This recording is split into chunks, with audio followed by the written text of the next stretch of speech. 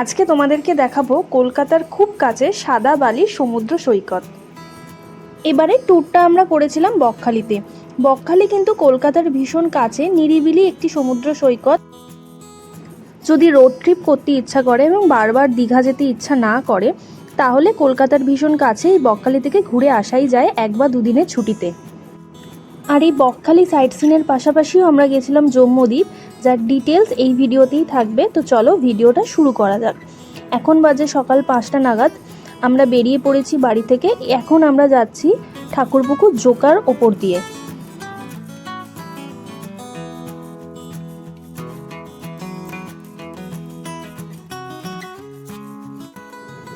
আমরা এখন পৈলানের স্বামী নারায়ণ টেম্পল পার করে এগিয়ে চলেছি আমতলার দিকে। তবে বলে রাখা ভালো, আমতলায় কিন্তু একটু জ্যাম হয়। যারা ভোরবেলা আসবে তাদের একটু জ্যামটা কম হবে, কিন্তু বেলার দিকে জ্যামটা খুব বেশি হয়, তাই একটু ভোর ভোর বেরোনোই ভালো। আমরা এখন আমতলার পচা জ্যাম কাটিয়ে এগিয়ে চলেছি উস্তি রোড ধরে। এবারে বলি বকখালি যাওয়ার রাস্তার ব্যাপারে। বকখালি যাওয়ার দুটো রাস্তা আছে, একটা ডায়মন্ড হারবার দিয়ে আর একটা হচ্ছে এই উস্তি রোড দিয়ে। আমতলার পরে এই রাস্তাটা দুটো দিকে ভাগ হয়ে গেছে, ডান দিকে চলে গেছে ডায়মন্ড হারবারের দিকে আর বাঁ দিকে চলে এসছে এই উস্তি রোডের দিকে। আমরা এই উস্তি রোড দিয়ে এসেছি কারণ এই রাস্তাটা খুব সুন্দর আর রাস্তাটা খারাপ নয়, মাঝে মাঝে একটু বাজার এরিয়া পড়েছে এই আর কি।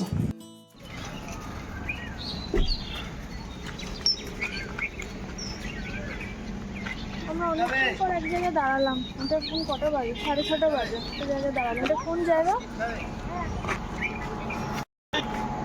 উস্তি ক্রস করে গেছে, উস্তির পরে।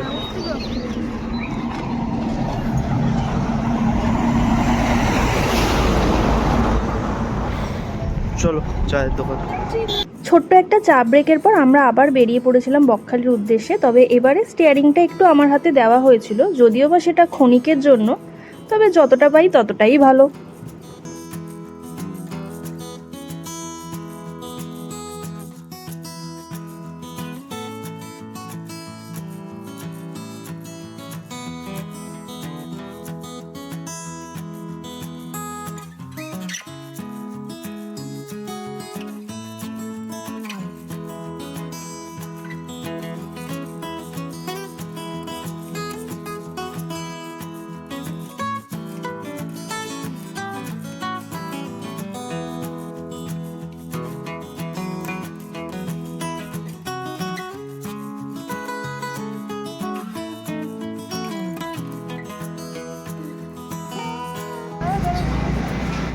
এখনো বকখালি যেতে আরো 1 ঘন্টা।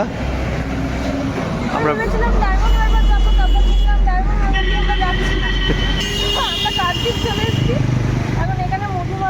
খাবো।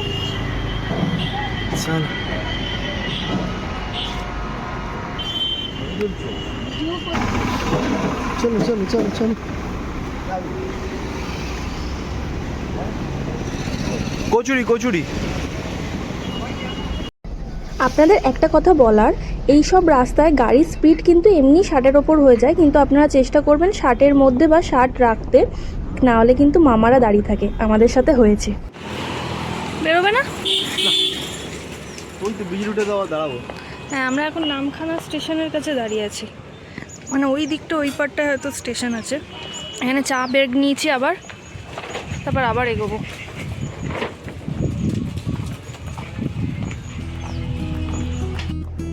এইটা হলো নামখানা ব্রিজ।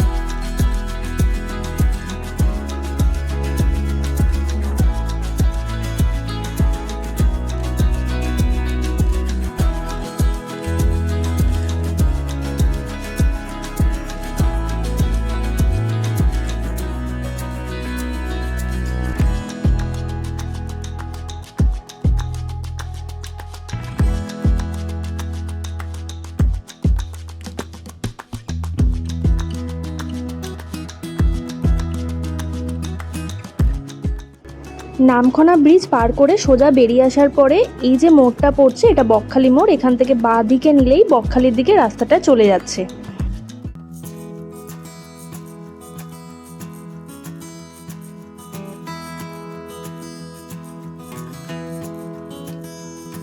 কিছুটা এগিয়ে আসার পর এই রাস্তাটা যে বাঁদিকে টার্ন নিয়েছে, এই বাঁদিকে টার্ন নিলেই চলে আসবো বকখালিতে। এই রাস্তার ওপর দিয়ে বাঁদিক এবং ডান দিকে প্রচুর বড় বড় হোটেল আছে, এইগুলোতে আপনারা থাকতে পারেন, কিন্তু এই হোটেলগুলো থেকে কিন্তু সমুদ্র একটু দূরে হয়। তাই আমরা ছিলাম বাস স্ট্যান্ডের কাছাকাছি একটা হোটেলে, যেখান থেকে সমুদ্রটা প্রায় ওই 5 মিনিট হাঁটা পথ।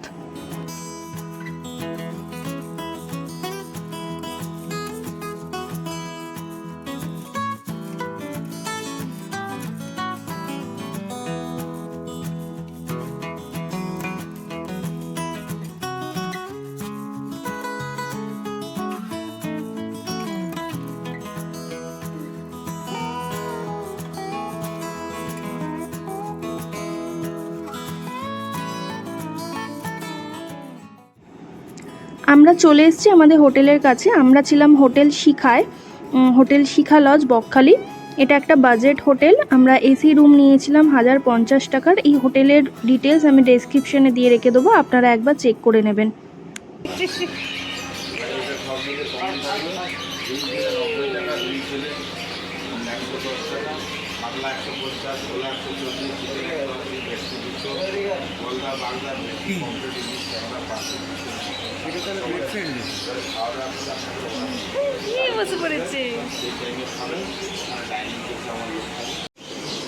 এটা হচ্ছে আমাদের রুমটা।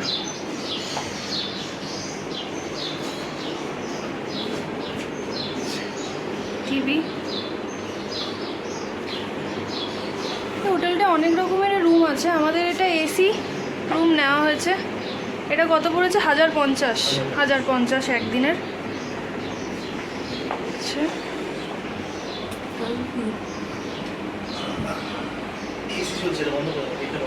করছি। বাথরুমটা একবার দেখাই।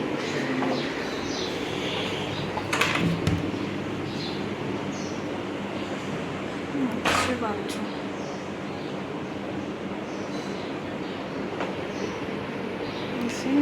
বালতি, ডাস্টবিন দেওয়া নেই, বাট এই গিজার আছে।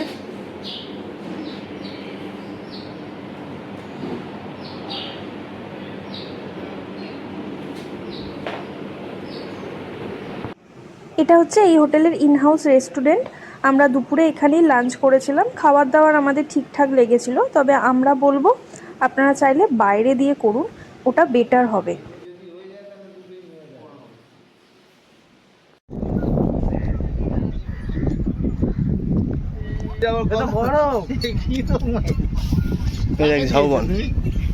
ঠান্ডা রাত্রে বেলা হয়, অনেক দূরে। আমি একাই টাওয়াল হাতে করে নিয়ে এসেছি, লোকে আমাকে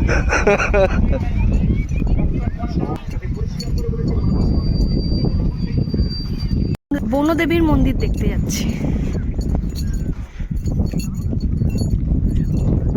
একটু পরে স্নান করব। আমরা ওই মাথা দিয়ে হাঁটতে হাঁটতে এলাম বনদেবীর মন্দির দেখবো বলে।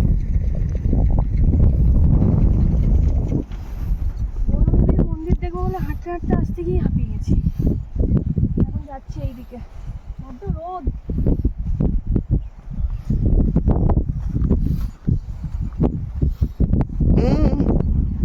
ক্যাকটাস, এটাও কি ক্যাকটাস? দেখো সব ক্যাকটাস। হ্যাঁ হ্যাঁ,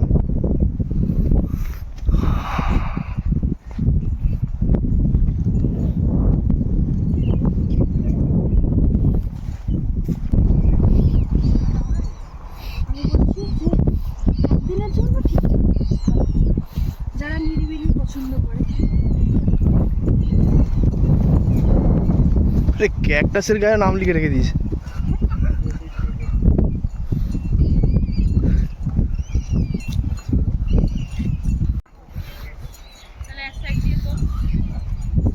ওদিকে নয় দাদা, আচ্ছা তাহলে তুমি ছেড়ে দাও, এটা অন্য জায়গা নেই। এই হনুমান আছে কিন্তু।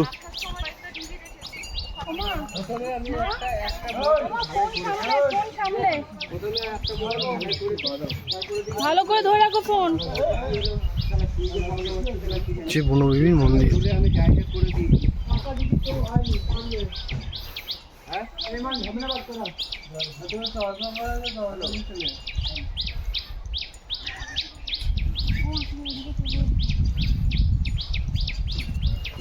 এখানে অনেক বাঁদর আছে, ফোন সামলে রাখতে এই মন্দিরটা আমরা যখন এসেছিলাম প্রথমবার, বেড়ার একটা কুটির ছিল ছোট।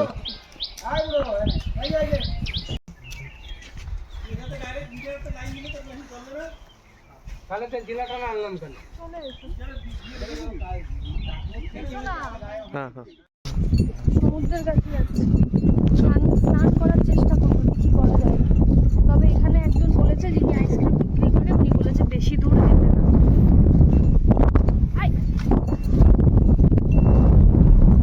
কিন্তু জল দেখার জন্যই তো অনেক দূর যেতে হচ্ছে।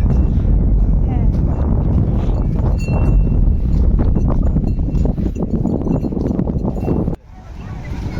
এই জল অনেক পরিষ্কার, প্রচুর পরিষ্কার।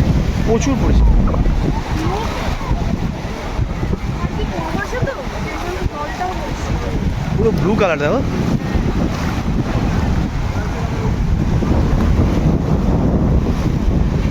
ঠান্ডা। জলটা দেখেই লোভ লাগছে।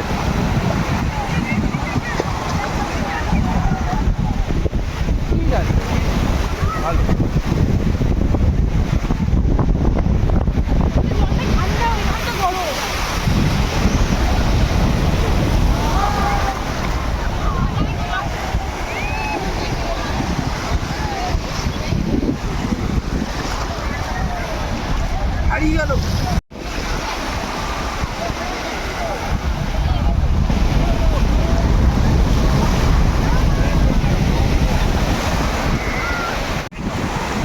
ওরা এখন স্নান করতে নেমেছে।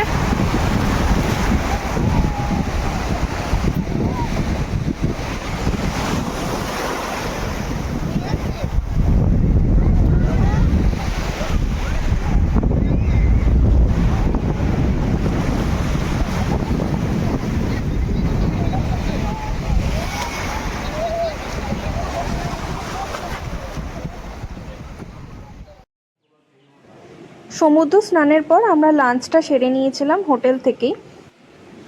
তবে বাইরের দোকানের যা দাম তার থেকে 10-20 টাকা বেশি করে পড়বে এখানে, খুব একটা বেশি পড়ে না। ডাল আমি বাটি ধরে দিয়ে দিয়েছি।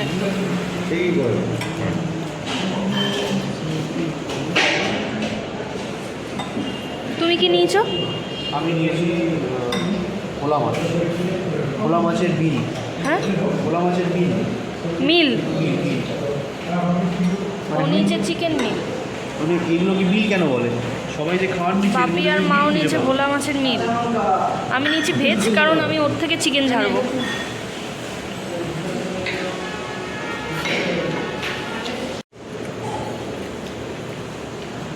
ভোলা মাছটা বড় আছে। চিকেন। ওই দিন বিকেলবেলা আমরা লাঞ্চ সেরে বেরিয়ে পড়েছিলাম সাইট সিন করার জন্য। সাইট সিন করতে আমরা প্রথমে গেছিলাম হেনরি আইল্যান্ড, তারপর গেছিলাম কার্গিল। আমরা প্রথম এখন যাচ্ছি হেনরি আইল্যান্ড দেখতে। হেনরি আইল্যান্ডে ঢোকার জন্য কিন্তু এন্ট্রি ফিস লাগে পার পার্সন 20 টাকা করে, আর এখানে টোটোর জন্য ফিস নেয়, এন্ট্রি ফিস। বকখালিতে সাইট সিনের জন্য টোটাল 7টা কি 8টা মতো পয়েন্ট আছে। টোটাল সব পয়েন্ট ওই টোটোওয়ালাদের সাথে কন্ট্যাক্ট করলে ওরা 700-750 টাকা নেয়।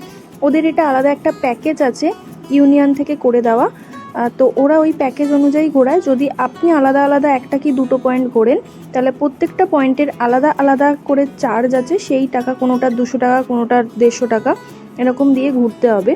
তো আমরা ওই দিনকার বিকেলবেলা দুটো পয়েন্ট ঘুরেছিলাম। তো ওই দুটোর 500 টাকা রেট ছিল, কিন্তু আমরা একটু দরাদরি করে 450 টাকায় ঘুরেছিলাম।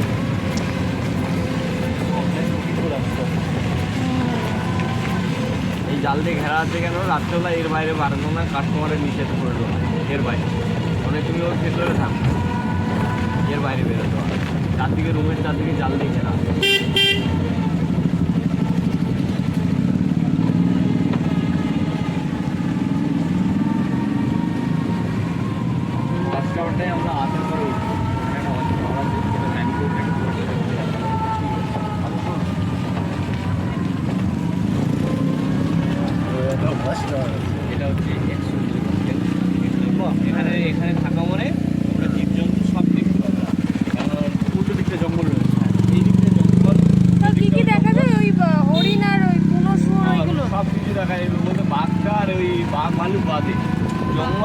থাকবে আর কি। সবটা। আর ওর ক্যান্টিন হচ্ছে ওইটা, ক্যান্টিন আছে। সুন্দরবন। কোনটা সুন্দরবন? ওই দিকটা সুন্দরবন না? আমরা এখন যাচ্ছি হ্যানরি আইল্যান্ড দেখতে। সুন্দর, এই যে জঙ্গলটা দেখা যাচ্ছে এটা হচ্ছে সুন্দরবনের জঙ্গল।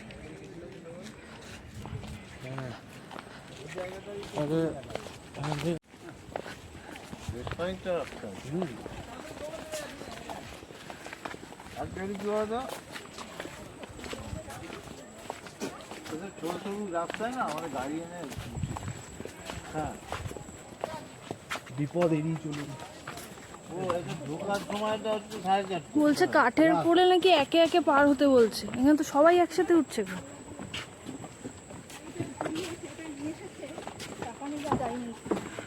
আমি তো গল্প করতে করতে সেটার সাথে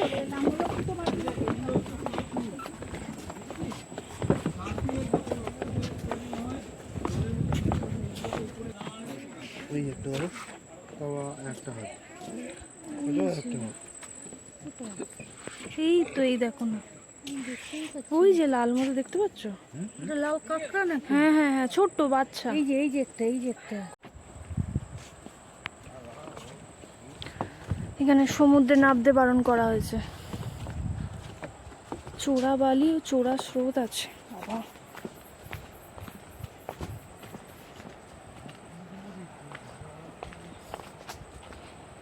এখান থেকে সমুদ্রের আওয়াজ পাওয়া যাচ্ছে, জানি না ফোনে কতটা আসছে।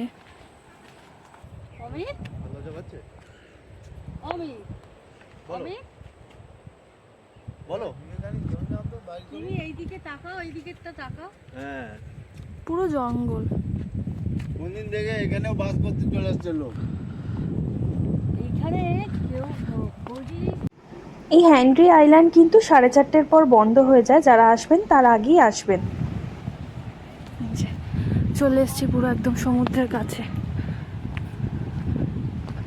ভীষণই সুন্দর।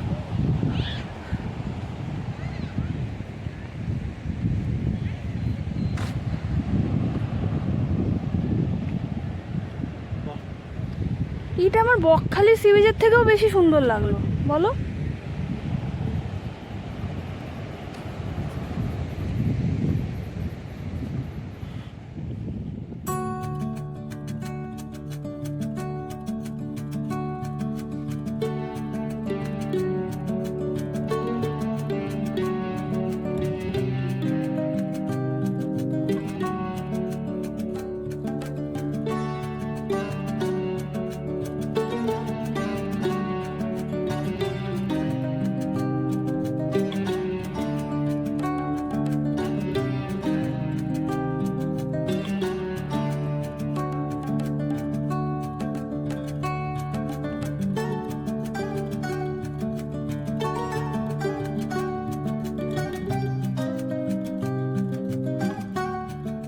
গাড়িতেই ঘুরে গেছিল।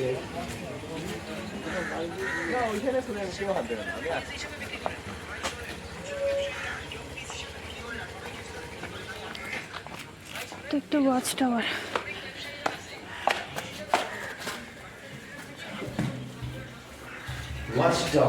হ্যাঁ, ওই ম্যানগ্রোভ যে ওইদিকে জঙ্গলটা আছে ওটা দেখতে পাওয়া যাবে আর কি। কি জানি, চল না।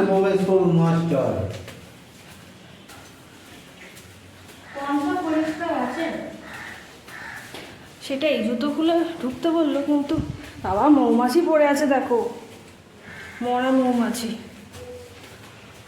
ওর পায়ে কাঁটা ফোটানোর জন্যই বলেছি।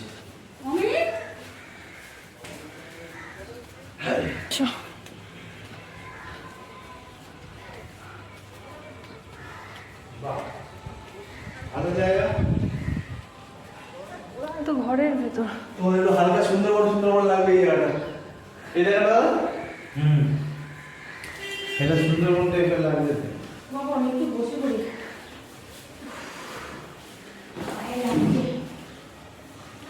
ওই দূরে সমুদ্র। হ্যাঁ, ওই দিকটা তো সমুদ্র। সুন্দরবন কোন দিকটা দেখালো? ওই দিকটা। হ্যাঁ, ওই দিকটা হচ্ছে সুন্দরবন। এই যে জঙ্গলটা দেখা যাচ্ছে এটা সুন্দরবন। আরে এইদিকে কাঁচ পাকা। পুরো সুন্দরবন দেখা যাচ্ছে।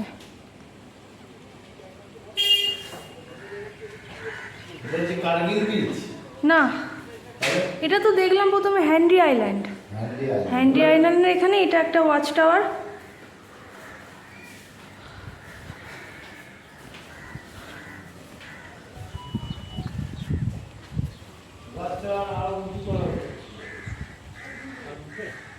এটা পুরো ম্যানগ্রোভের জঙ্গলটা।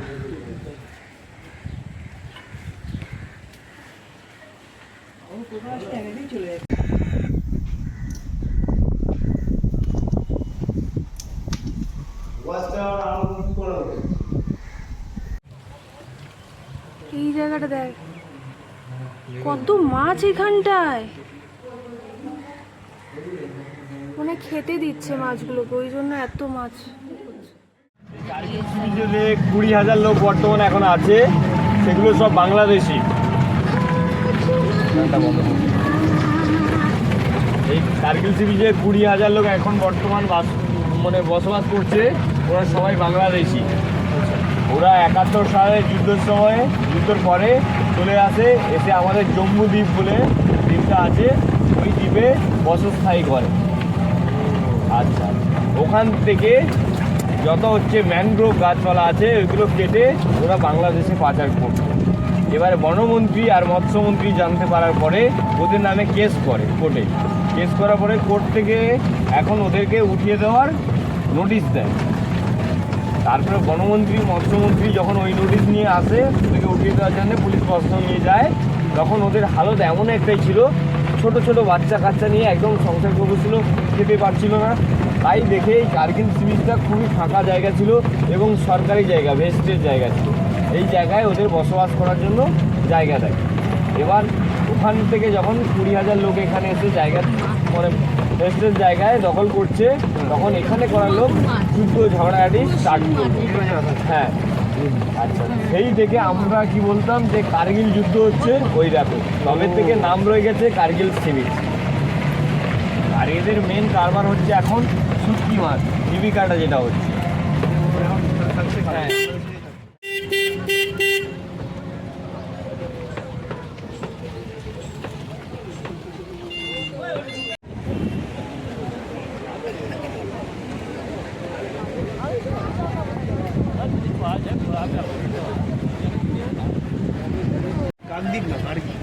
এটা হচ্ছে কার্গিল সি বিচ।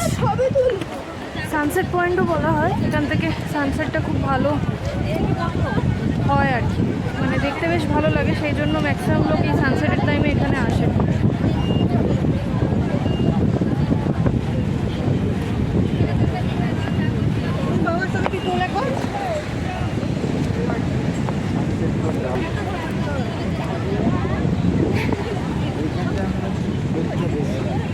ওদিকটা সবটা অতটা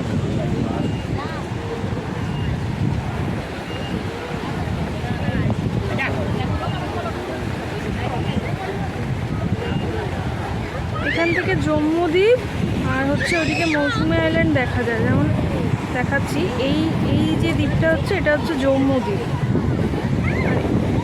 এইখানে যেটা দেখা যাচ্ছে, এটা হচ্ছে মৌসুমী আইল্যান্ড।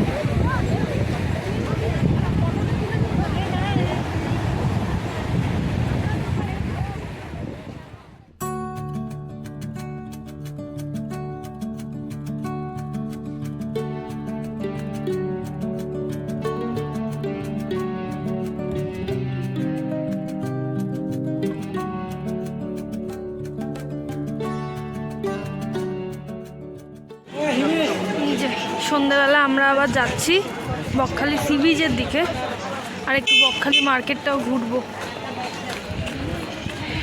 দেখি কি ফুড স্টল বসেছে।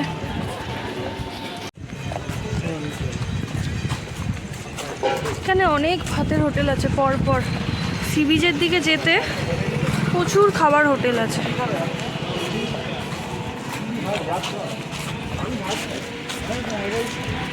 এটা একটা ভালো হোটেল মনে হয়।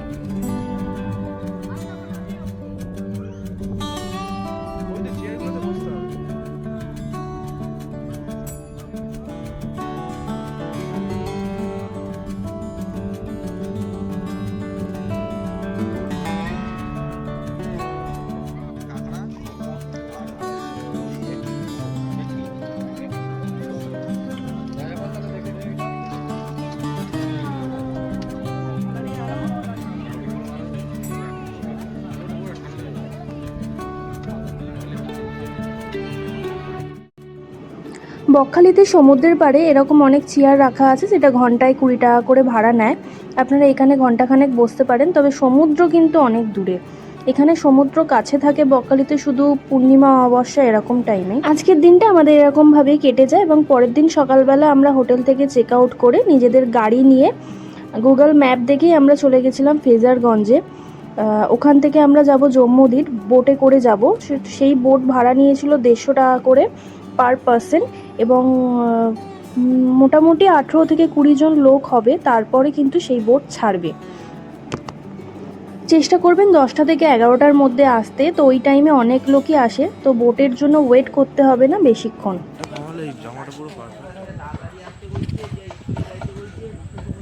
এগুলো হচ্ছে ফ্রেজারগঞ্জে সব ফিশিং বোট, মাছ ধরে এখানে নিয়ে আসে।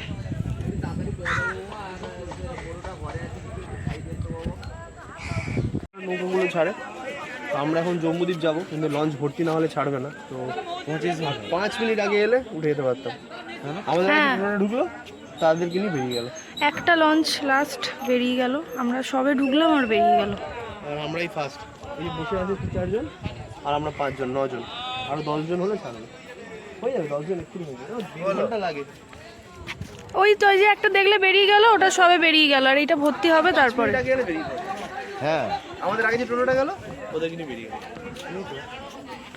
ওটা পুরো ম্যানগ্রোভের জঙ্গল না ওই দিকটা। বকটা কি সুন্দর, ঝুঁটি আছে বকের আবার।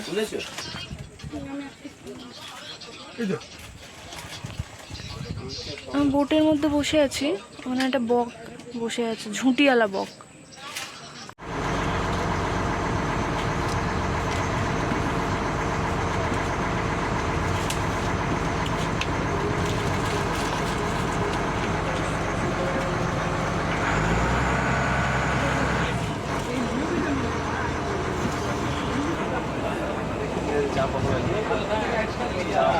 ভিডিও করছে আমার। চা পকোড়া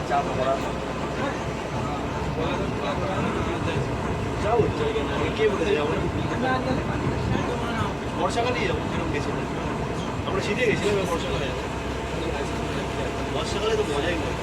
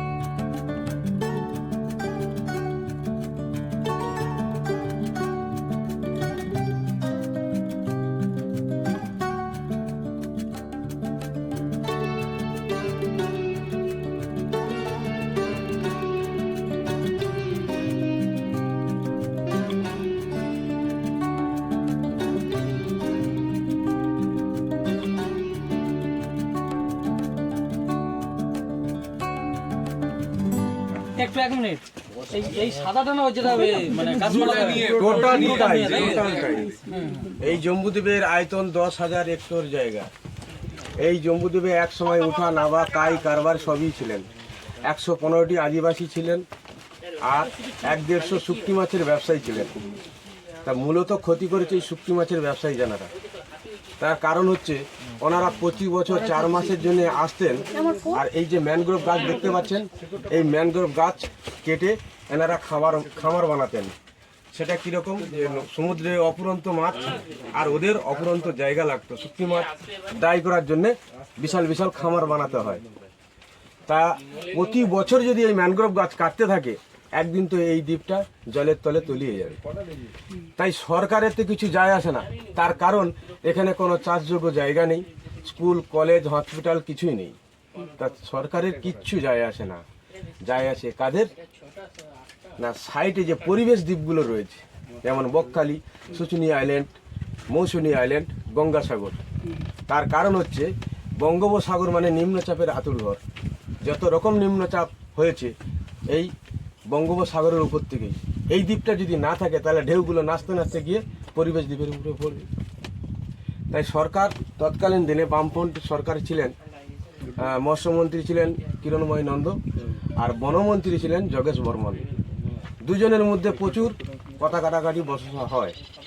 তা বনমন্ত্রী যোগেশ বর্মন কি করলেন না, এখান থেকে এই সমস্যা দেখা দিতে উনি সুপ্রিম কোর্টে অ্যাপিল করলেন।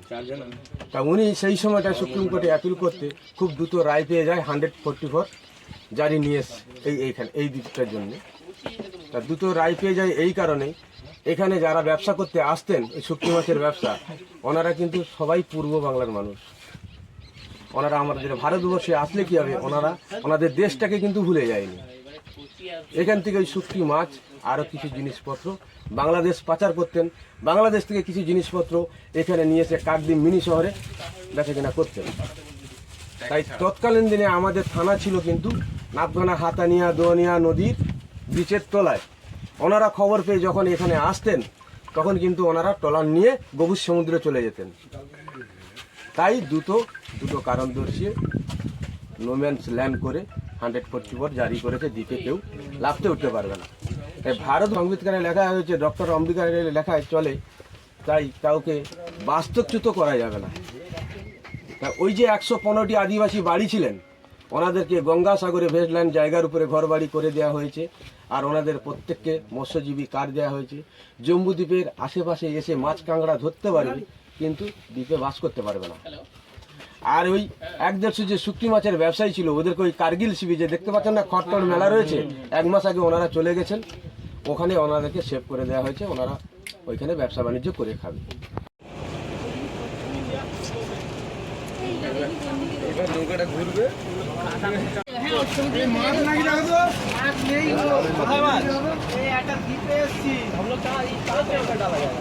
এখানে নামিয়ে দিয়েছিল, ঝাউবনটা দেখছো, ওখানে চলে গেছিলাম আমি। সেটা আগে নাবাতো, এখন তো আর নাবায় না। না আগে জলে লাভ দিয়ে নামতে হতো। এবার মোহনায় যাবে না।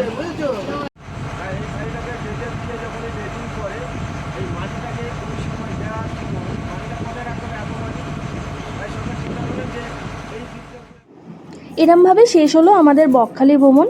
আমরা ফেরার সময় ফিরেছি এই ডায়মন্ড হারবার রোড দিয়ে। এটা হচ্ছে ডায়মন্ড হারবার নদী। আর বকখালি ভ্রমণের সমস্ত ডিটেলস আমি দিয়ে রাখবো আমার ডেসক্রিপশনে, আপনারা চেক করে নেবেন। ইভেন হোটেলের নাম্বারও দিয়ে রাখবো ডেসক্রিপশনে। আমাদের হাতে এখন অনেক সময় আছে, এখন আমরা মন্দিরটা দেখে নিয়ে তারপরে বাড়ি যাবো।